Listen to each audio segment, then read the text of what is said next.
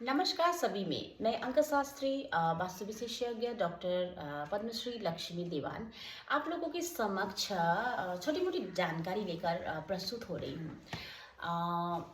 सबसे पहले हम लोगों को अपनी ऊर्जा के बारे में पता होना चाहिए कि हम जो भी काम कर रहे हैं वो हमारी ऊर्जा के अनुरूप है कि नहीं। आपको ऐसे ही सर्कल चूज करनी चाहिए जिस सर्कल से आपकी आपकी जो मानसिक स्थिति में थोड़ा सुधार हो, बढ़ावा हो। अगर आप एक फिटनेस ग्रुप में जुड़ते हैं तो ऑब्वियसली आपको अपनी फिटनेस, अपने स्वास्थ्य पर ही ध्यान होगा।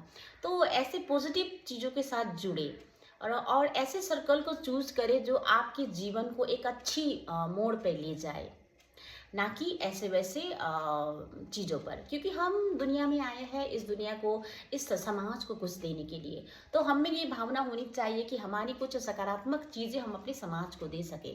तो ऊर्जा का ख्याल रखिए, ऐसी ऊर्जा से ना जुड़े जहाँ आपकी ऊर्जा क्षति हो जाती है।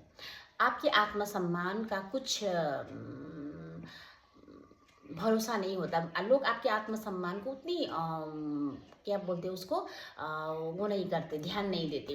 तो अपने सम्मान खुद बनाए रखिए, अपनी ऊर्जा खुद बनाए रखिए। इसके लिए आपको अपने ऊपर ही काम करना चाहिए कि आप किस सर्कल से जुड़ते हैं, आप किस ग्रुप में है।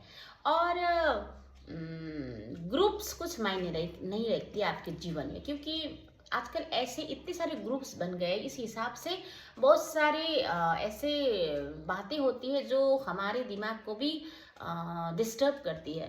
तो जितने कम ग्रुप्स या जितने कम दोस्त आपके पास हो उतने आपके जीवन के लिए अच्छी है, और उतने आप अच्छी तरीके से कोई भी चीज़ करने के लिए सोच सकते हैं। तो अपनी ऊर्जा को सकारात्मक बनाए रखें।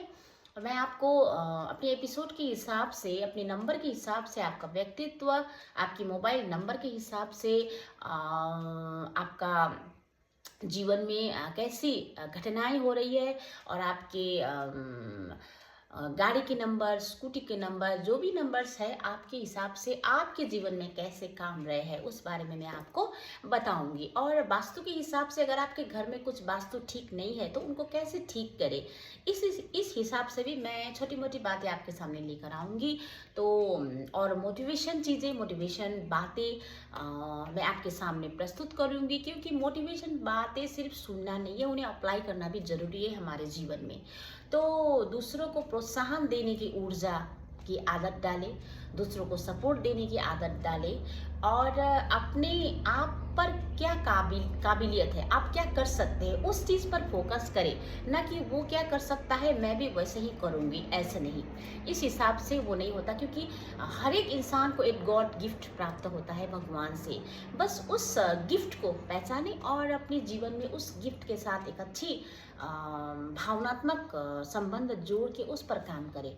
तो ये है, ऊर्जा को सकारात्मक रखें कैसे भी क्षेत्र में, और अपने सर्कल को चूज करने से पहले सोचें कि क्या ये सर्कल मुझको भविष्य में कुछ अच्छी चीज़ें दे पाएगी। हाँ, ये है।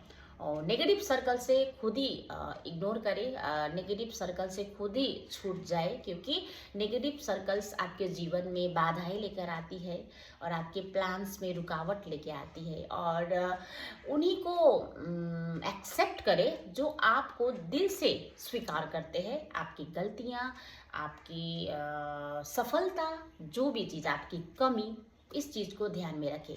तो आने वाले एपिसोड में मैं आपके लिए ऐसे ही कुछ बातें लेकर आऊँगी, और नंबर के हिसाब से, वास्तु के हिसाब से, और एक मोटिवेशन गाइड के हिसाब से आपके सामने कुछ एक बातें, कुछ एक जानकारी लेकर आऊँगी, और आशा है आप इसे स्वीकार करेंगे। धन्यवाद।